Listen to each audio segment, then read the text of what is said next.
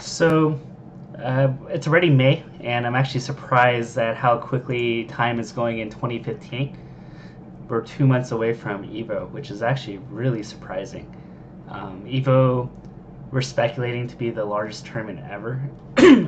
My guess would be around 1,800 to 2,000 people.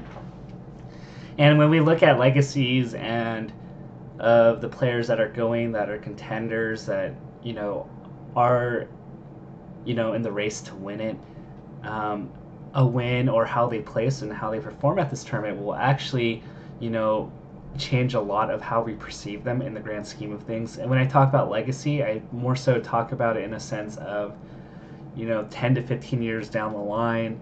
Who are the players that we will talk about when we remember Melee? Similar to when we talk about sports, we talk about the Celtics or the Lakers in the 80s. We talk about the classic players in StarCraft like Boxer, Savior, Teja, Jaedong. Every esport or competition has these memorable players that have gone on these large streaks.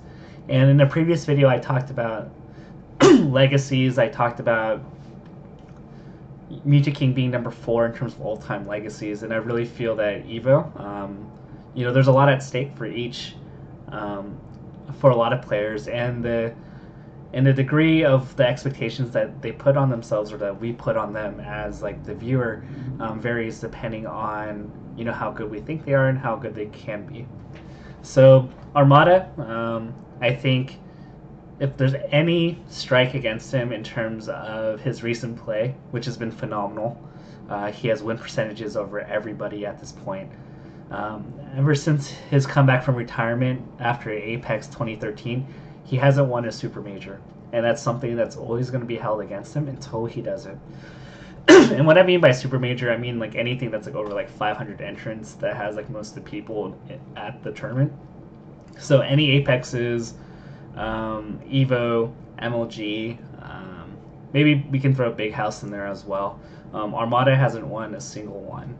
Armada got to grand finals at MLG, but at both Evos he didn't perform very well at all, and at Big House he also didn't perform very well. So the way I see Armada kind of when he's come back from retirement is that he's this really nice, good-looking regular season team. So if you look at sports in the mid 2000s, the Phoenix Suns with Steve Nash, they always had these like really great regular season runs, but when it came to playoff time, when everything was on the line, Armada would lose or fall short. And so winning events like CEO or I'm Not Yelling, they're good wins, but he needs to win an Evo if he really wants to cement himself, if he really feels like he's getting slighted by fans by saying like, I don't get why Mango gets all this credit, but I don't get this credit. Well, for Armada, he really needs this win. And if he wins CEO this summer, and he wins like SmashCon, but loses Evo, and Mango wins Evo, then you could pretty much count the first half of his year as a wash.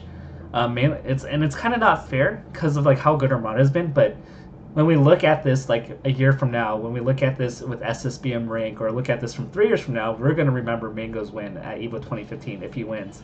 Not Armada's small wins, not his small regional wins. So for Armada, he needs to win this if he really wants to call himself the best of all time.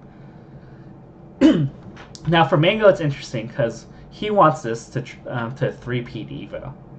And this would be some Justin Wong level of consistency in terms of Evo. It's really hard to win multiple wins in a row given that these fields are ridiculously huge. It's like winning a WSOP event. You're going to have to win a lot of 70-30s, but Mango's already won 2. So I don't think it's as crucial as Armada to win. Even if he gets top 2 or top 3 or makes it to grand finals, that's still an incredible run for him.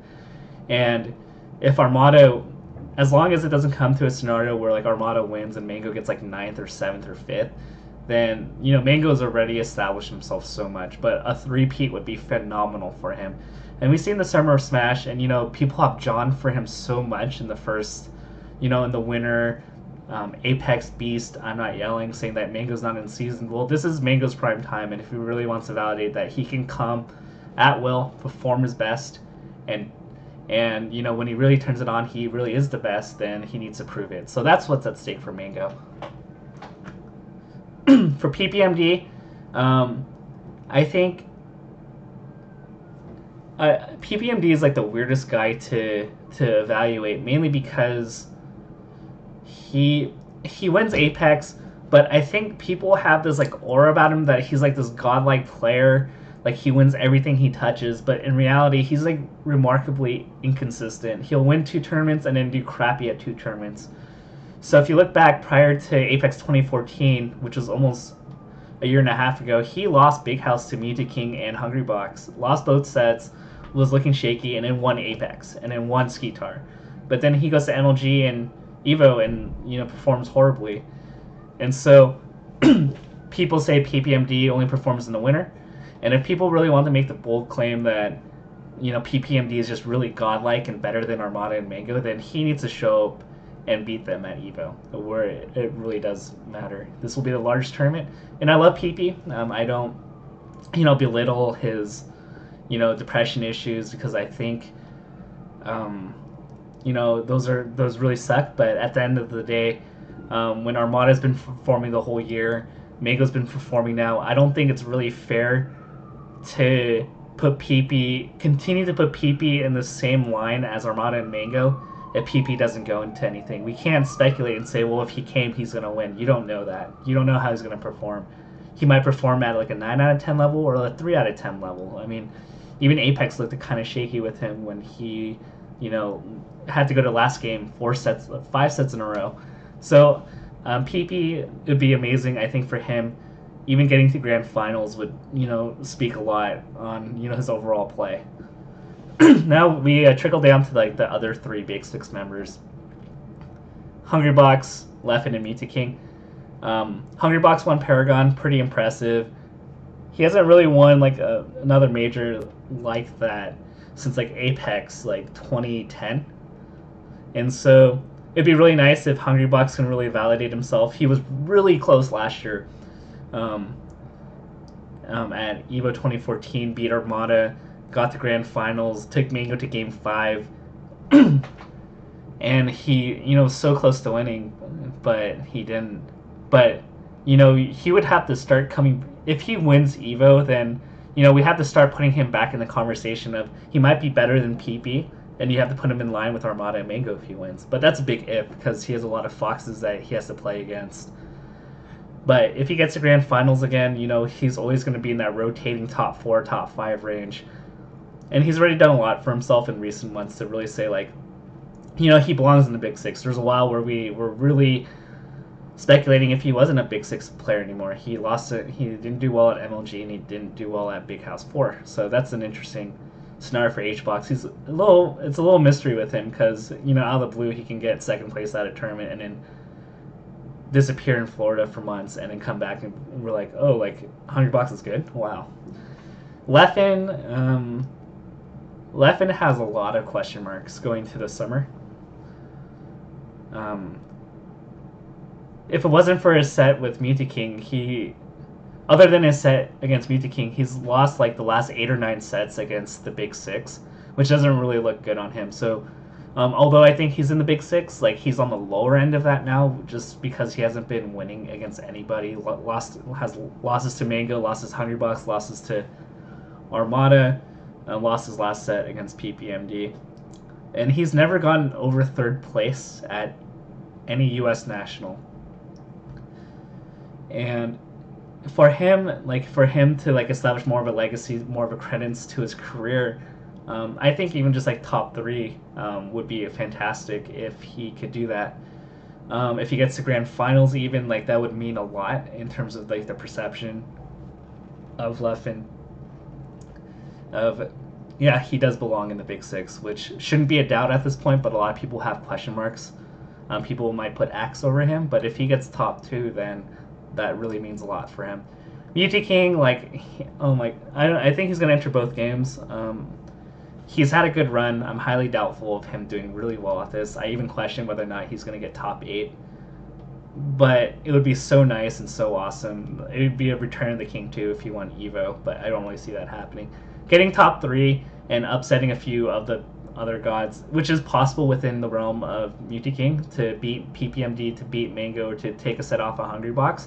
If he could do that, then that would really be impressive. And if he won, that would just make everybody go crazy, and I think it would add a nice kind of full circle appearance to him, and maybe that will boost his confidence to win more events. But I don't really see it. Now, for everybody else that's like a tier below, Axe and Hacks already established for them to jump and for us to have a new level of respect to them. I think they need to get top 4 or top 3. They need to defeat multiple of the big 6 members and get really far and not get upset themselves for us to take them more seriously, and to maybe put them in the question of, well, can we put Axe in the same tier as M2K? Can we put Axe in the same tier as Hungrybox, or Axe in the same tier as Leffen? And, I mean, if you look at the results lately, it's actually really close. At this point, I might put Axe and M2K almost at the same tier, given their recent results in the past like 2 to 3 months. That sounds really crazy, but if you really look at the numbers, you look at the results and look at who they beat, it's actually really close. There's a bunch of people in the top 15 that sadly aren't sponsored, and for them, what they need is a top 8 performance. So PPU, Lucky, Westball, Shroom, players like that don't have a sponsor, the way they do it is they get top 8 at this tournament. Getting 9th place at a national is like bubbling a big poker tournament, because nobody cares if you get 9th. Because you're not on the grand stage. Plup got 9th 4 times last year and he got shafted on SSBM rank. PPU's gone 9th at like 4 of the last 5 nationals, but nobody knows about that. People think PPU is overrated, or some people do. But he's actually gone 9th at like multiple tournaments, has like just fallen short because he loses to a PPMD or loses to a Sheik, going to top 8, which is really unfortunate for him. But if they can get that top 8 and that publicity, then that's a sponsorship for them, and it adds a badge to their belt. So overall, everybody has something at stake here. It's going to be the largest tournament, possibly, up to this point, possibly of all time. 1800 to 2000 is going to be really hard to beat, and so it's going to be interesting and exciting. And as an analyst and as an esports writer, I'm really looking forward to the results and what really plays out.